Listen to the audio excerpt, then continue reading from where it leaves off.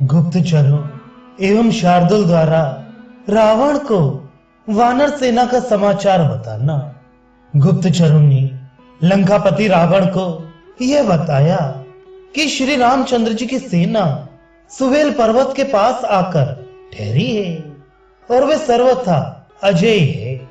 गुप्तचरों के मुंह से यह सुनकर कि महाबली श्री राम आ पहुंचे हैं, रावण को कुछ भय हो गया।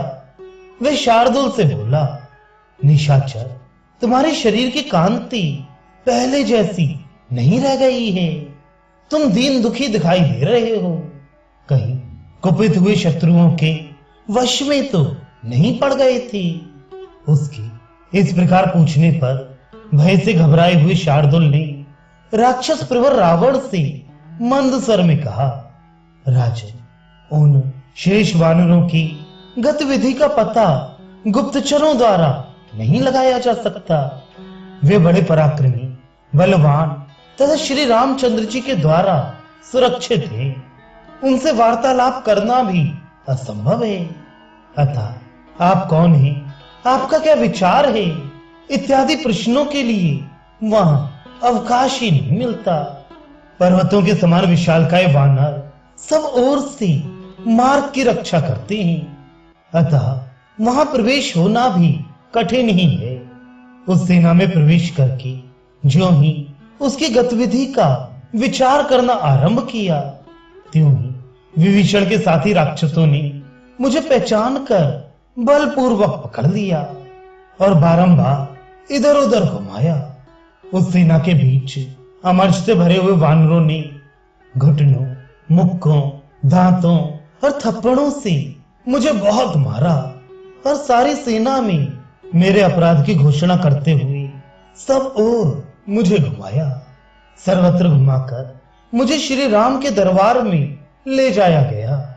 उस समय मेरे शरीर से खून निकल रहा था और अंग अंग में दीनता छा रही थी। मैं व्याकुल हो गया था, मेरी इंद्रियां विचलित हो रही थी, वानर पीट रहे थे और मैं हाथ जोड़कर रक्षा के लिए याचना कर रहा था। उस दशा में श्री राम ने अकस्मात मत मारो मत मारो कहकर मेरी रक्षा की। श्री राम पर्वतीय शिलाखंडों द्वारा समुद्र को पाट कर लंका के दरवाजे पर आ धमके हैं और हाथ में धनुष लिए खड़े हैं। वे महातेजस्वी रघुनाथ जी गरुण व्यूह का आश्रय ले वानरों के बीच में विराजमान हैं और मुझे विदा करके वे लंका पर चढ़े चले आ रहे हैं। जब तक वे लंका के परकोटे तक पहुंचे, उसके पहले ही आप शीघ्रता पूर्वक दोनों में से एक काम अवश्य कर डालिए। या तो उन्हें सीता जी को लौटा दीजिए या युद्ध स्थल में खड़े होकर उनका सामना कीजिए। उसकी बात सुनकर मन ही मन उस पर विचार करने के पश्चात राक्षस राज रावण ने शार्दुल से यह महत्वपूर्ण बात कही, यदि देवता, गंधर्व और दानव मुझसे युद्ध करें और संपूर्ण लोक भी मुझे भय देने लगे, तो भी मैं सीता को नहीं लौटाऊंगा। ऐसा कहकर महातेजस्वी रावण फिर बोला, तुम तो वानरों की सेना में विचरण कर चुके हो। उसमें कौन कौन से वानर अधिक शूरवीर हैं? सौम्य जो दुर्जय वानर हैं वे कैसे हैं? उनका प्रभाव कैसा है? तथा वे किसके पुत्र और पौत्र हैं? राक्षस, ये सब बातें ठीक ठीक बताओ। उन वानरों का बलाबल जानकर तदनुसार कर्तव्य का निश्चय करूंगा। युद्ध की इच्छा रखने वाले पुरुष को अपने तथा शत्रु पक्ष को सेना की गणना, उनके विषय की आवश्यक जानकारी अवश्य करनी चाहिए। रावण के इस प्रकार पूछने पर श्रेष्ठ गुप्तचर शार्दुल ने उसके समीप यूं कहना आरंभ किया, राजन, उस वानर सेना में जामवान नाम से प्रसिद्ध एक वीर है जिसको युद्ध में परास्त करना बहुत ही कठिन है। वह ऋक्ष राजा तथा गदगद का पुत्र है। गदगद का एक दूसरा पुत्र भी है जिसका नाम धूम्र है।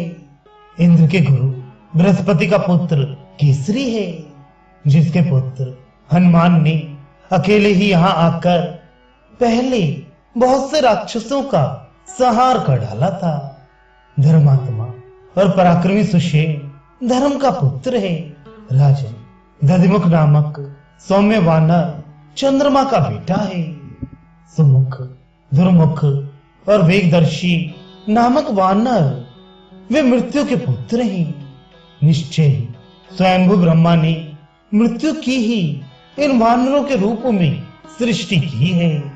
स्वयं सेनापति नील अग्नि का पुत्र है। सुविख्यात वीर हनुमान वायु का बेटा है। बलवान एवं दुर्जय वीर अंगद इंद्र का नाती है। वे अभी नौजवान है।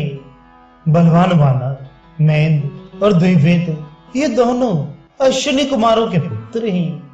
गज, गवाक्ष, गवय, शरभ और गंधमादन ये 5 यमराज के पुत्र हैं और काल एवं अंतक के समान पराक्रमी हैं। इस प्रकार देवताओं से उत्पन्न हुए तेजस्वी शूरवीर वानरों की संख्या 10 करोड़ है। वे सबके सब युद्ध की इच्छा रखने वाले हैं। इनके अतिरिक्त जो शेष वानर हैं उनके विषय में मैं कुछ नहीं कह सकता, क्योंकि उनकी गणना असंभव है। दशरथ नंदन श्री राम का श्री विग्रह सिंह के समान सुगठित है। इनकी युवावस्था है। इन्होंने अकेले ही खरदूषण और त्रिशिरा का संहार किया था। इस भूमंडल में श्री रामचंद्र जी के समान पराक्रमी वीर दूसरा कोई नहीं है। इन्होंने ही विराध का और काल के समान विकराल कबंध का भी वध किया था। इस भूतल पर कोई भी मनुष्य ऐसा नहीं है जो श्री राम के गुणों का परिपूर्ण रूप से वर्णन कर सके। श्री राम ने ही जन स्थान में उतने राक्षसों का संहार किया था। धर्मात्मा लक्ष्मण भी श्रेष्ठ गजराज के समान पराक्रमी हैं। उनके बाणों का निशाना बन जाने पर देवराज इंद्र भी जीवित नहीं रह सकते। इनके सिवा उस सेना में श्वेत और ज्योतिर्मुख ये 2 वानर भगवान सूर्य के औरस पुत्र हैं। हेमकूट नाम का वानर वरुण का पुत्र बताया जाता है। वानर शिरोमणि वीरवर नल विश्वकर्मा के पुत्र हैं। वेगशाली और पराक्रमी दुर्धर वसु देवता के पुत्र हैं। आपके भाई राक्षस शिरोमणि विभीषण भी लंकापुरी का राज्य लेकर श्री रघुनाथ जी के ही हित साधन में तत्पर रहते हैं। इस प्रकार मैंने सुवेल पर्वत पर ठहरी हुई वानर सेना का पूरा वर्णन कर दिया। अब जो शेष कार्य है वह आपके ही हाथ है।